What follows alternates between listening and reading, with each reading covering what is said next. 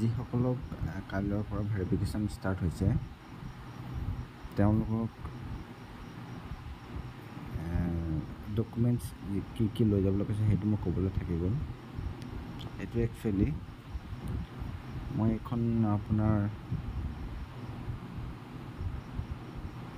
হেৰি এখন লৈ লৈছোঁ,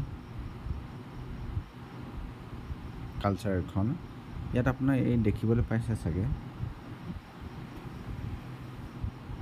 এক ছেকেণ্ড, এই ইয়াত ওপৰত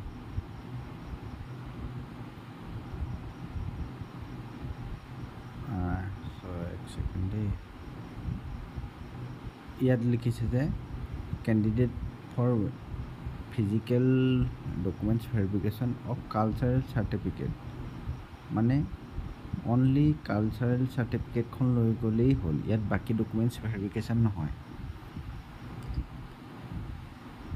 বাকী ডকুমেণ্টছ আপোনাৰ প্ৰয়োজন নাই, ইয়াত অকল কালচাৰেল চাৰ্টিফিকেট হওক বা NCC চাৰ্টিফিকেট হওক বা স্পৰ্টছৰ চাৰ্টিফিকেট হওক সেইখনেহে আপোনাৰ ভেৰিফাই কৰিব, আৰু এইখিনি ভেৰিফাই কৰি হোৱাৰ পিছতহে বাকী ডকুমেণ্টছবিলাক চেক কৰিব একেলগতে মানে ধৰক ইয়াৰ পৰা কাৰ শুদ্ধ আছে, অথেণ্টিক হয়, তেওঁলোকক চিলেকশ্যন কৰিব। কৰাৰ পিছত আপোনাৰ